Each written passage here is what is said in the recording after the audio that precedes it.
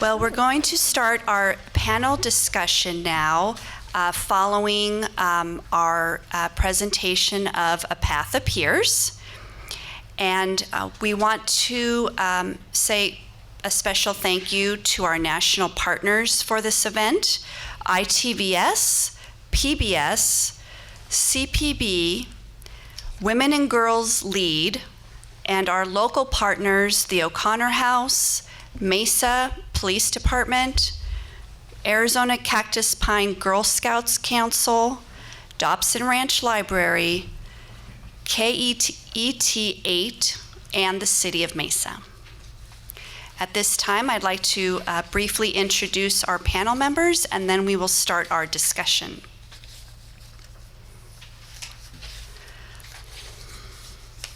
George Beck. Detective Beck has been with the Mesa City Department for over 16 years and spent the last 10 years working in the Special Victims Unit, investigating sex-related crimes and crimes against children. Detective Beck is the lead instructor at the Mesa Police Regional Academy for all police recruits on the topics of human trafficking, sex crimes, and child abuse crimes.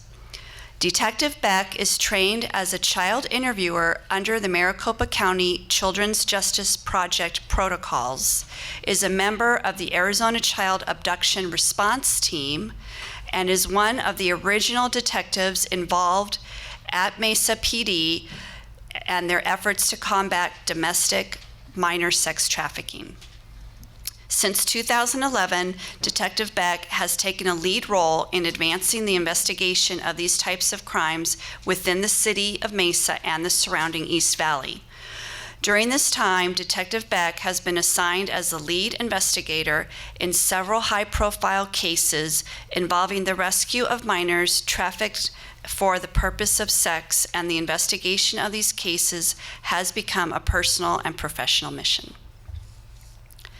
Savannah Sanders, over here, a founding board member of Well-Founded Hope, an Arizona nonprofit helping to restore the life of traumatized young women who have been sex trafficked, and is an active member of a large network of human trafficking survivor advocates. Working with the organization Mending the Soul, Sanders was instrumental in the development and implementation of curriculum specifically created to help survivors of sexual abuse and exploitation. She is currently working on developing a local survivors council. Concurrently, Sanders is pursuing a master's degree in social work and social and cultural pedagogy. In at Arizona State University. She earned her undergraduate degree from ASU with a major in social work and a minor in women and gender studies in 2014. She is currently working on her upcoming book, Sex Trafficking Prevention, a Trauma-Informed Approach for Parents and Professionals, which is due to be released this year, and working as the training coordinator for the O'Connor House Safe Action Project, which is designed to elevate awareness and action within the hospitality industry to combat the commercial sexual exploitation of children. And Barbara Stratkin has served as the project manager for Girl Scouts Arizona Cactus Pine Council's social justice programs for the last 8 years. She has worked in the field of anti-human trafficking for 15 years. Barbara was the program manager of Catholic Charities Community Services Dignity programs from 2001 through 2006. While there, she helped develop the Girl Scouting in Detention Center's Adelante Jovecitas program, which is still in existence. That program received the FBI Community Leadership Award. Please welcome our panel members.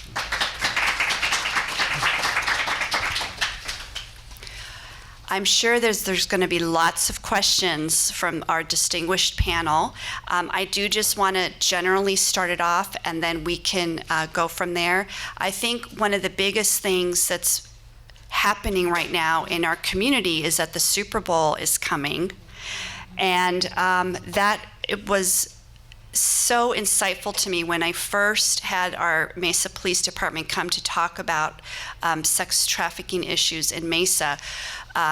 We were astounded as a audience that this happens around huge sporting events, and it didn't occur to me. You know, you turn on the TV on that Sunday and you make some food and you watch a game and you go to work the next day and you don't think about anything like that. And with our Super Bowl coming in 2 weeks here, I'm sure that Detective Beck and all of you have been preparing. And so I think I'd like to start it off with that and what's happening in preparation for that event. Well, I just want to point out, it's not just the Super Bowl, it's other events that we have within Arizona. It's a travel destination for a lot of people. A very large part of our economy is based on the tourism industry. We have many major events every year within the Phoenix metro area. We have the FDR Opens coming up soon. We have NASCAR out in the West Valley. We have other major golf tournaments that are always within the area. This year we do happen to have the Super Bowl. We happen to have the Pro Bowls also here. So there's a lot of events, but it's not just the Super Bowl. It's other major sporting events. The common theme being where affluent people may come. They have a lot of time, a lot of money, and look for different things. Yeah, in general, Phoenix, Mesa, Tempe has been a destination and part of the trafficking circuit that runs all along the West Coast. And so girls are trafficked from north to south, back north for the different events and things that are going on. So it's been a destination. We've been doing the work for about really 20 years here in Arizona, and it's the same pattern consistently. I'd just say that when you're thinking about the Super Bowl and that day and trafficking happening that day, it's also happening every morning when you're driving to work, and it's happening every day when you're eating your lunch, and it happens every day before and every day after. The state has done a great job of preparing, but we're kind of riding the wave right now. There's a lot of focus on the Super Bowl, and it's got a lot of people's attention, and so a lot of people are coming together to make a lot of efforts, and we really hope as a state that we can continue those efforts well after the Super Bowl and continuing and using the momentum that we have right now with the Super Bowl. So, I mean, we've got lots of things in place. The governor has a task force. The city of Phoenix has a task force with multiple subcommittees, and I know that they have plans leading up to the Super Bowl, but then also for years to come. So, like, what can we do to create sustainable services and programs and various opportunities for people to continue the fight afterwards as well. I think to tag on to that, we really also need to look at the other end, which is prevention. Mm-hmm. You know, we continually go and pull victims out of the river, but often we don't go up and find out why they're jumping off to begin with. Mm-hmm. So even for 20 years, maybe mm-hmm. even 100 years here in Arizona, that whole Apache Boulevard, that goes into Van Buren was a track. And it's been that way. And so this is a conversation with different foci each time that continues to happen. The piece of the conversation that often doesn't get pulled in is what are we doing to really prevent it as a social and cultural responsibility. And I would say that sometimes, a lot of times, we're looking at education within the school systems for kids on like how to recognize a pimp being manipulative, but that kind of education needs to start well before they ever come in contact with a trafficker or somebody that's going to exploit them. It starts at home, it starts in our communities, it starts at early ages when we start teaching and loving our kids so that they're not left vulnerable to traffickers in the first place. Does anyone have any questions that you can raise your hand at any time? This is a dialogue, and we want to include our audience as well. You had a I think we question? have. Oh, okay, great. I did not see it. Please. Yeah, how exactly do men of some substantial means get women into their hotel rooms? I'm assuming that's where the dirty deeds are done, that they're not gonna go to some sleazy motel for an hour or two if they're people who are used to better. So, how exactly do they do that with underage girls? It's a phone call away. You can order a kid like you can order a pizza. So they walk through the hotel lobby and take the elevator up and Get on the internet. Most of it's done over the internet. All the contacts are typically made. Now, traditionally, there's not so much a recognized track per se. It's all digital now. It's all over the internet. they don't have sex over the internet. How does that actually happen?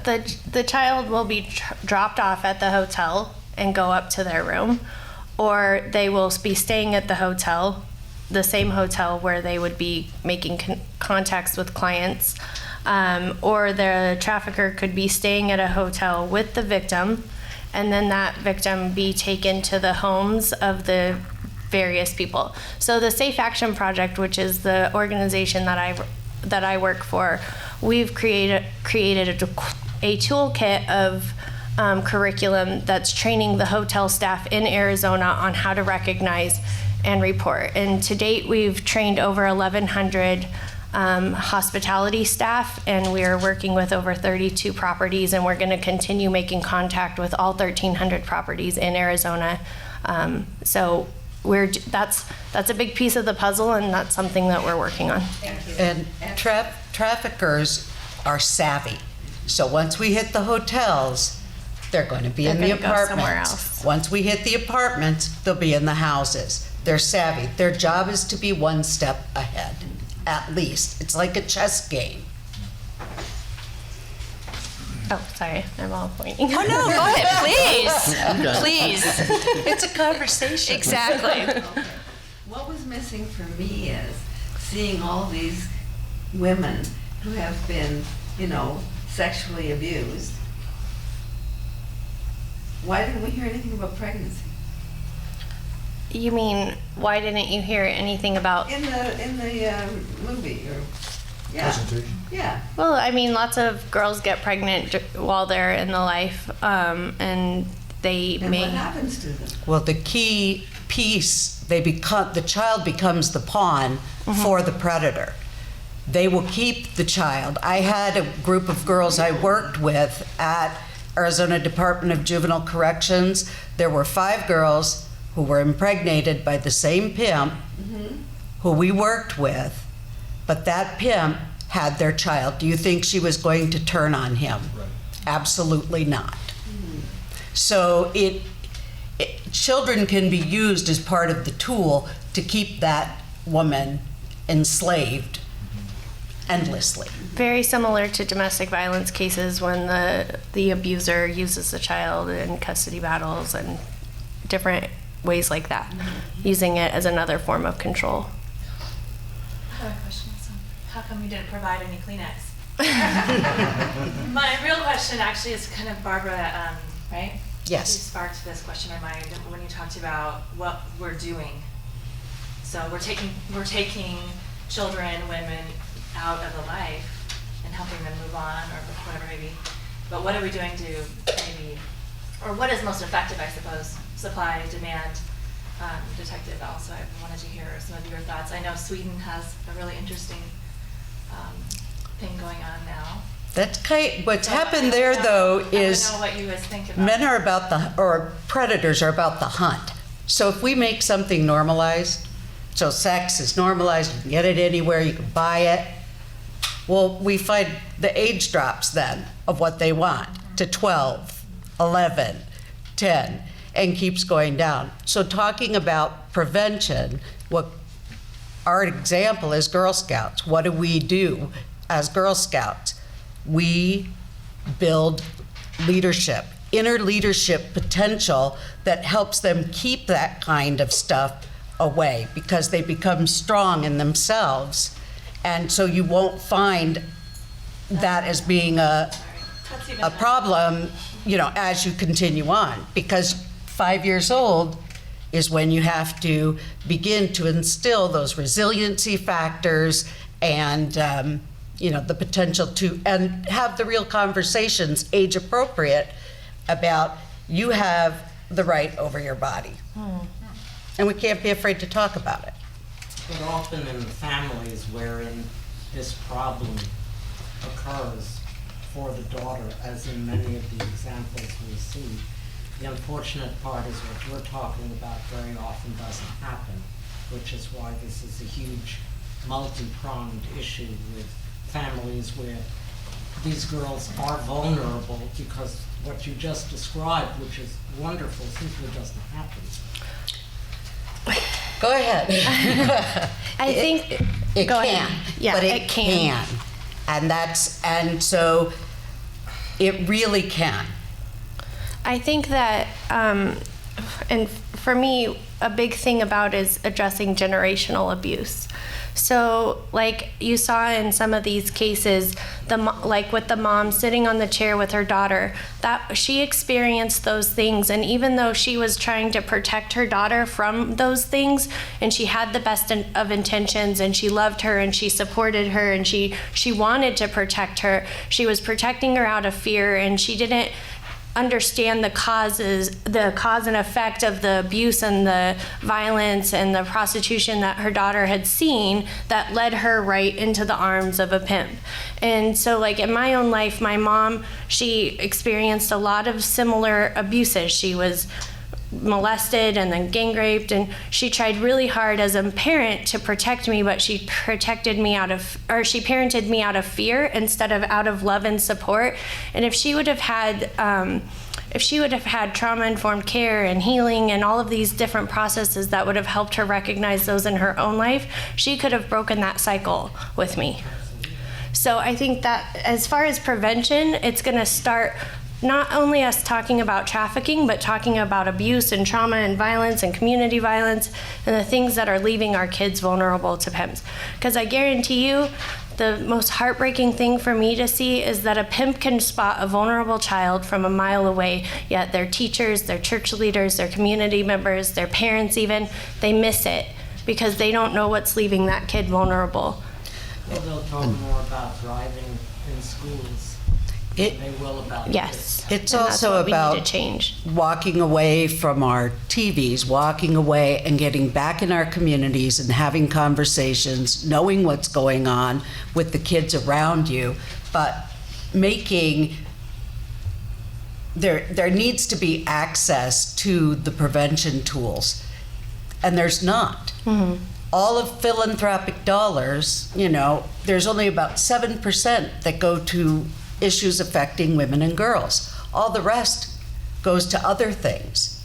So we spend less on helping stop this than we do on taking care of the animals in our community. And just to go back to the earlier question as far as the police involvement from our perspective, this is kind of there was a dynamic shift in how we looked at this kind of investigation, this person in general. The best examples I can utilize is it's very similar to what we now understand with domestic violence victims and the same kind of traumas that they experience. These girls also experience the same kind of trauma. So we've altered our approach to how we deal with the girls, and I use the word rescue, although Savannah doesn't like that word. But for us, there's only so many options we can utilize. But once we find a girl and we get her out of that lifestyle, then we try to address those issues almost as if it was a domestic violence 20 years ago. And so we're learning as we go also, and some of the most important information we've gained is from survivors and having conversations with them and what's the best options that we can use as the police to try to help get somebody out of the lifestyle and then into some sort of care afterwards. And hopefully that's what we're going to talk about next, because that's another issue. And we've been working in domestic violence for quite some time, and we still have a really long way to go with even that. So it's always going to be. Yeah, this is the far end of the spectrum of violence against women. If Yeah. domestic violence is here, human trafficking and prostitution is way down here. But so we do have Yeah. long ways to go. But hopefully we can look at what we've done with DV and learn from the mistakes and falling down and getting back up and make some significant change and not take another 10, 15 years to get to this point. I think you had a question. I just had a quick follow-up. I just wondered how deep this problem goes in Mesa. I live off Main Street in downtown, and I see, I'm going to see more clearly now after seeing this, but I wondered if you guys had any idea. If you Statistically, for sure. I don't have statistics for you. It's a huge problem in our city. We're a big city. A lot of folks don't realize how big Mesa actually is. It's 500,000 people. We're a big city. We have big city problems. Traditionally, there used to be more defined tracks or areas where girls would be walking up and down the street. They might not be what you would imagine, as lay people thinking something out of Pretty Woman or something. The girls are not usually scantily clad or anything, but people that are looking to buy sex, they recognize that this is a girl that's out there working. Now a lot of it is online. It has moved to a lot of the motels off of US 60 is a big corridor within our city. So it is a big problem within the city. Well, you saw Backpage mentioned, and Backpage.com is located in Phoenix, and that's a really big place for men to get women, is Backpage.com or Mayflower Models. They'll have another link to another link, and so, like you said, although there's not a track, the hotels are still the same hotels that, they'll get off of Backpage. What can you tell us from a cultural aspect, whether it's here locally, in particular Mesa or Phoenix or whatever? Do we have some statistics in terms of, the Hispanic community, the Black community, and so on, in terms of, whether there's a greater proportion of difficulty in one area or another? It's always represented, it's like the opposite of what the community is. When you look at maybe the community 65% white, this amount Black, this amount Hispanic, girls in prostitution will be 65% Hispanic, Black, women of color, and less And would that other. be to some degree as a result of maybe poverty or that particular difficulty? Poverty and the intersectionality of. Well, it's Different. it's all like the auction block was 200 years ago. You're picking out a girl because you want this or you want that, and it's an auction block. Even the internet is an auction block. You just go and you get to go to the grocery store and pick the tomato you like best. Well, I think a significant point is that 75% of these kids have been touched in some way by the CPS or the child welfare system. Mm-hmm. So that, and statistics are slim to none, Right. but those are our most vulnerable kids who've already been identified as being in a situation that's dangerous for them at home. And in some cases, those kids are safer on the street than they are at home, if you can even believe that. Or they're safer behind the fence in detention than they are at home. Because when we had a larger population out at Department of Juvenile Corrections, I started going out there and working with girls, and only about 10% would say something happened to them. Within 3 months, 75% would say. And then I'd see the same girls coming in and out. It wouldn't be a new charge. They just did stuff to get back. They wouldn't follow parole plan because it was safer behind the fence. They got education, safe housing, shower, food, etc. So yeah. I would like to and I don't know how best to ask this, but we keep talking about our vulnerable children who are being abused, but why can't we also talk about the abuser? It's like, how are they being raised and taught to think as men, affluent men or whoever's doing it, that they can pray?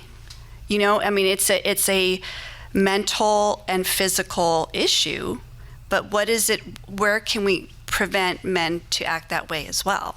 Yeah, it's education. It's a cultural shift. It's, you know, balancing leadership between men and women and what we bring together. It's having the conversations about, no, this isn't okay. You don't at 16 get to go buy somebody to have sex with. That's not how we want to raise young men. So, you know, there has to also be, like with girls in Girl Scouting, boys and men, we need to really be holding accountable our community and our society to have a different conversation. I think we need to change the conversation. We continually go back to the victim and how can we change the conversation about how are we raising girls and boys? Because it begins right there. Well, is there a Boy Scout patch for learning how to be respectful to women? I work for Girl Scouts, so I cannot answer that. Think about in our society at large. Think about the word pimp in and of itself. It's become commonplace in popular music, popular TV. You can pimp a ride. You can pimp a house. You can pimp all kinds of things. It's lost any significance to the negative that was associated with that word originally. We're perpetuating that image to men, I think, and boys, that's okay, it's cool, it's something you want to strive to be. You have the girls, you have the money, and we're as a society and as a whole are fostering that idea or ideals. When you have baby clothes that say PIMP, I mean, come on. That's something but we continue to kind of go, okay, well, it's normalized in TV, it's normalized on MTV, oh, it's okay. It's just funny. But it's not. The technology is also a huge part of this because, every kid has a smartphone. And I don't know about you guys, but if you ever misspell something on Google, you can end up in a place you never thought you were going to end up with. And my point is, there's so much pornography that is accessible to kids because they have 24/7 access to it. Those kids are viewing pornography at a younger and younger age before their brains are even developed. They start to they see this stuff, they start to think that's normal behavior between a loving couple. And we know that it's not, but they don't know that it's not. And you think about an 8, 9, 10-year-old boy who's, he's going to be excited by seeing those kind of images, and yet it's being planted in his brain that doing that to a woman or a woman doing that to him is normal. So technology plays a great deal with this too, and the girls are seeing that that's what they have to do in order to have a boyfriend. So pornography plays deeply into this, and the acceptance of it, and quite frankly, it's all part of free speech. I think, go sorry, ahead. Rachel, go I was ahead. just going to say, one of the things, not just being pornography, because that's even changed over generations, but that it's turning more subservient. Yeah. So even in the ads, things not just being sexual anymore, but actually being pornographic, subservient in nature, that I think is the twisted point, that is the evil, in it, that I think is the distortion of not just a normal boy being lustful after a female body, but then now it's a subservient role. But I was actually going to say, has the police departments thought about, I know they do like the gang task force and they have like the gimmick to track the gang members and what level they are, all to work up to who's like the shot call, who's the main person. So they've thought about having that to find the pimps, even if they were to keep track of, talk to known prostitutes just like they do gang members, they make friends with them, they talk with them, and they find out, who are they claiming to be with, or just remarks with that. But even if they were to start building a relationship on the streets with the people that they do know, just to work back up so that they can actually get a database of who's the pimps that's running their crime, because it's not just prostitution, it's also going to be drugs, and it's also going to be other crimes to fulfill, the gaps. So is that something that's ever going to happen? We don't utilize a database, but we do try to utilize any of those means. Our ultimate goal within the city of Mesa and most of the surrounding agencies around now, we are involved in task forces. We try to utilize a lot of the same resources to identify who may be the key players, who the higher ups are.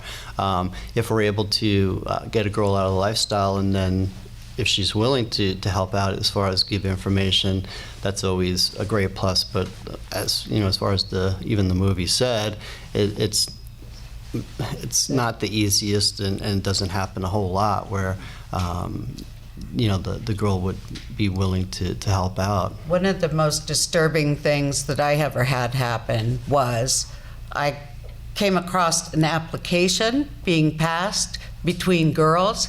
One girl was trying to find other girls who would be with the pimp. She was the pimp, protecting her, the backup guy.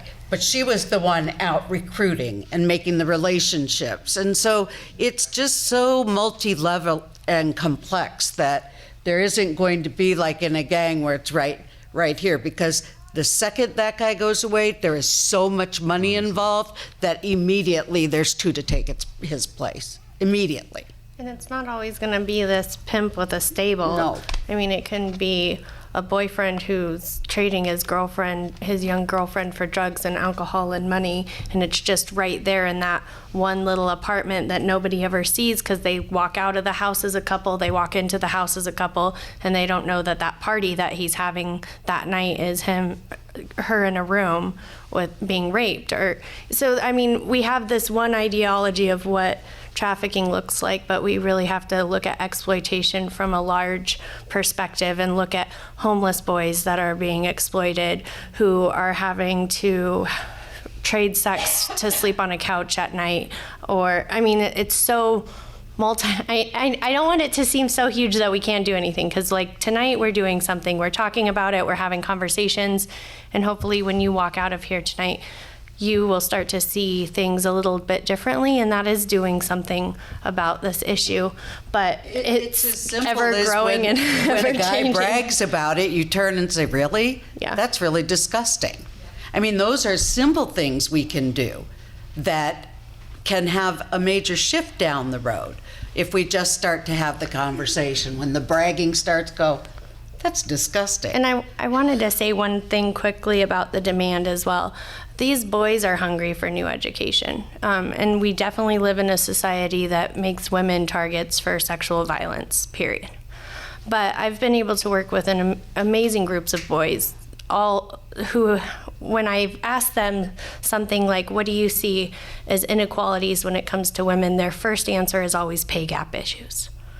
And the pay gap issue is not our biggest issue in society. It's violence against women. It's seeing them only as sexual objects. It's moms who tell their sons not to date sluts. It's all of these different ideologies that we plant in their heads as we're raising them. And so raising our boys differently will have a huge impact on how they view women, and it's the relationships that they see in their everyday lives that will shift their perception of how they view women. So, I mean, it's not... Do you have a follow-up question, or? I did. I was just wanting to know if there was something that I do know girls that would share. I am a shelter manager. We are a human trafficking shelter, and there are women they are staying with us. We're in an undisclosed location. We're trying to protect them from their pimp. But in order for them to leave our shelter and to go into life, there would be that safety if he was caught.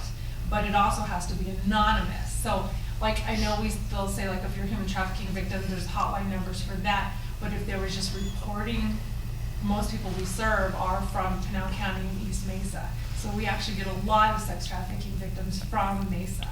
But if we had an anonymous hotline that they could feel like they could tell their information, so in hopes of that person getting caught, that's empowering to them, but they can't risk their own neck. So I didn't know if you guys would think. We don't have an anonymous hotline, but I'll definitely give you my card. So then if Yeah. it could be like, you know what I mean, if it could be like where there's keeping a log, you know, like we've had, you know, anonymous tips about this guy, this, then you know to go target this. We do get tips like that, and if we can develop more to maybe focus an investigation on somebody specifically, yeah, absolutely. And know- it sounds like you guys need to connect too and have a phone number so that Yeah. you can build that relationship. I know some of the biggest cases have been through that kind of process. Sergeant Bray in Phoenix, they were able to really start to do that kind of protection documentation and then go out and get the pimp and doing 25, 50 years, you know, so. And the hotline does keep track of different key components of various tips that come in. So you can call the, and it's anonymous, and all those tips are like the tips that come into the National Human Trafficking Resource Center. There's identified like law enforcement officers that those tips get sent to. So a survivor can call in and make a tip anonymously, and that tip will be sent to, so say they say, okay, I was trafficked in Phoenix and this was all of the information, then there's a couple of law enforcement officers that are identified in Phoenix that are specifically trained in human trafficking, that have a passion for it, that have a heart from it, that are victim-centered, and they're the ones that are identified, and that tip goes to them as well as HSI and whoever else it needs to go to.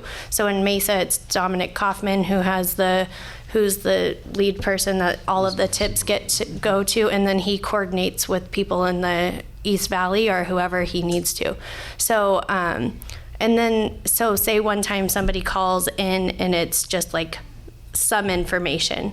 They still have a log of all of that, so the next time another call comes in, they should be able to, you know, start piecing and that's what we all encourage, is even when you as a shelter manager have survivors in care that are willing to share some information, you can still call in that anonymous tip so that at least it helps build a case.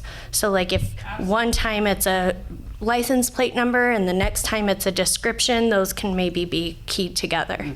So you can call the 888-3737-888 number, and that kind of stuff will be pieced together here. Especially in Arizona, we've done a lot of work to create a better response for it.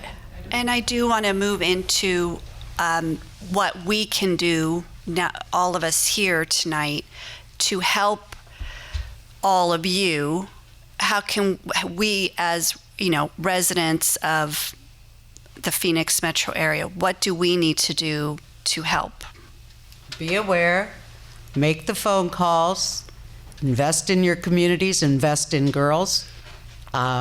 Because what we allow to be done to any of us in our community, it impacts our humanity, our integrity, and our relational web that we have to create. It takes a village to raise a child.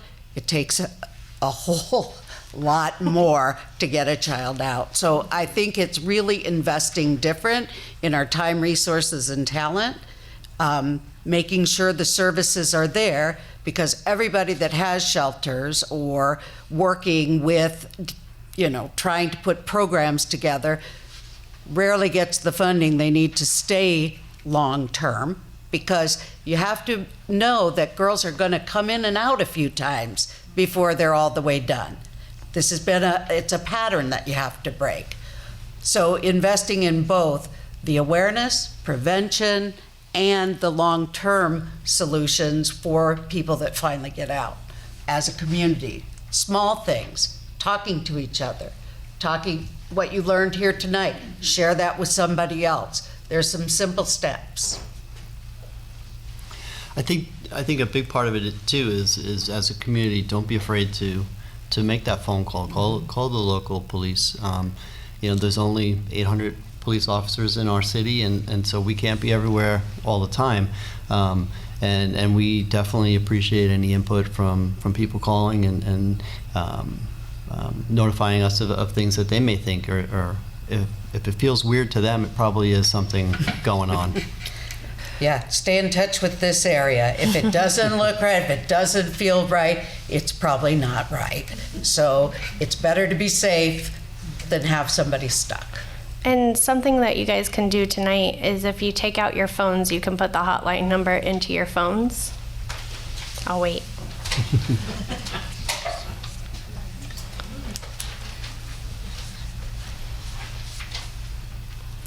I mean, I think there's one other piece, though, too. It's how many of you would offer one of the women in that film a job, education, and the other things she or he is going to need to be successful in life? Knowing that they probably have a felony and that they have some charges and that they've been able to turn their life around, but still have that kind of stuff in their background that holds them back often.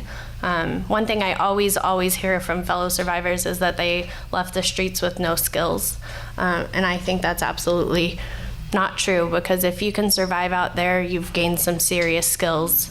And I apply a lot of the stuff that I learned on the streets to what I've been able to do and be able to communicate with people and all sorts of stuff. So anyways, that's a huge issue, is that barrier between charges and getting jobs without fingerprint clearance cards and without a clean record. But the phone number that you can put in your phone is 888-3737-888. And you can call the hotline anytime if you see anything and you're afraid to report it. Doesn't mean that they'll walk you through it. You can see something, say something. Mm-hmm. And hopefully they'll be able to help you guys out.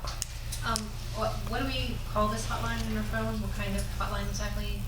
So it's called the National Human Trafficking Resource Center, and you can call as a survivor to get resources. You can call as a community member to give a tip, or you can also call just to get statistics or more information about human trafficking. So you can call, at 10 o'clock at night when you have a paper due and be like, I need to cite this source. Not that I've ever done that. And for example, the young woman here that happens to be a shelter manager, if we, through our work or through our school or wherever we were, and we happened to meet somebody that needed a safe place to go, what is the best way? The same number. Same number? Because all the shelters are listed. Okay. That shelter's listed on there. All the shelters that would take victims of trafficking, or even if they need a food box in some areas, they can call that hotline to get resources. Also, if you And we're group- going to try and whittle down the last question, and then we're going to do our raffle as well. So. But please go ahead and finish, Barb. What that just stopped. I I'm spaced sorry. right there. But anyway, yeah. Okay, sorry about that. If it comes back, let us know. And you had a question? So, as residents and citizens of our, in our interactions in the community, what are things that we can look for that would be relevant to call the hotline? That's even listed on the hotline. There's the signs, there's the everything that is the clearinghouse in the United States. And it can go worldwide if it needs to. I mean, they're connected, very well connected at the National Resource Center. And for local stuff as well, and some great resources, you could go to trustaz.org and you can get different PDFs with great booklets on different things you could look at in different settings. So if you're a healthcare provider, there's information for that. If you're a social worker, there's information for that. There's a lot of great information out on the table out there. Otherwise, that's a whole nother hour that we would need to be able to give you all the signs to look for. So don't let your education on this topic stop tonight. Yeah, because it's the emotional grooming, all of those pieces that we can even as Girl Scouts go out to schools and talk about language cons, grooming factors, that kind of thing in a way that is not as scary or fearful. So there's lots of things. If you have a youth group that you want somebody to come talk to, go to Trust AZ. They'll have somebody that can come. Or if you want us to come at Girl Scouts to talk about, grooming and language cons, we're pretty savvy. You don't know us like that, but we've been in the trenches for a long time. And so. Barb, what is language cons? What does that Those mean? are the games that predators play. They're the jealousy, possessiveness, they're telling you one thing, meaning another. All of the tricks. That's why it's called the game. They call prostitution the game because that's exactly what it is. Okay. And I know we all love to listen to these wonderful experts here in our field, and I think you said it perfectly that tonight's not the last night to learn more, that we can continue our quest to do better for our own community. And to help as many people as we can. And we thank you so much for Not coming out and of sharing your fear. experience. Yeah, not out of fear, but out of really wanting Support. to know what you're called to do. So you have to go with what you're able to and want to do. Okay, So that's good. And utilize your own strengths. Don't. Yep. Everybody has something that they can offer to the community, and those kinds of community building and those strengths, those will all support our community in a way that can start shifting how we're seeing things. Sorry. Just on a positive thing, our neighborhood has been working on a quality of life plan, and it's about community building. And we work on different areas, but it's been a really, really huge way to know each other in the neighborhood and know the kids. And personally, I've been able to help different ones. We work on, education. We know what's going on in the town. Education, transportation, safety. Well, we're the first neighborhood they're trying it with in Mesa. And it's really hard to get it to work because, it's just on our own time. But I think I can see that as being very good preventive, getting to know. It's just in a good way. Getting to know your neighbors. Yep, back to relationship building and knowing each other. As a social worker, that makes me so giddy. Every like I said that, but it'd be great to have a social worker for the neighborhood. I love it. On every block.